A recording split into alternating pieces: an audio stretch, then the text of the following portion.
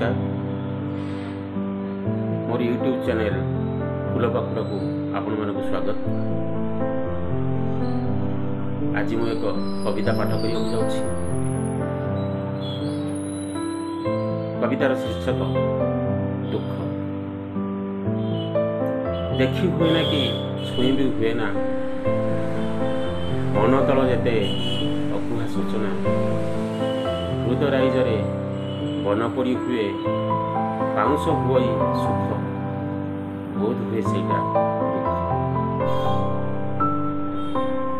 हाड़ पिंजरा को चिपुड़ी चापुड़ी, हाड़ पिंजरा को चिपुड़ी चापुड़ी निगिड़ाई दिए आखि लुह पानी, बतुराई दिए ओठर लालिमा, बतुराई दिए ओठर लालिमा, पूरे ना मनर भूक, बोध हुए सेटा दुख।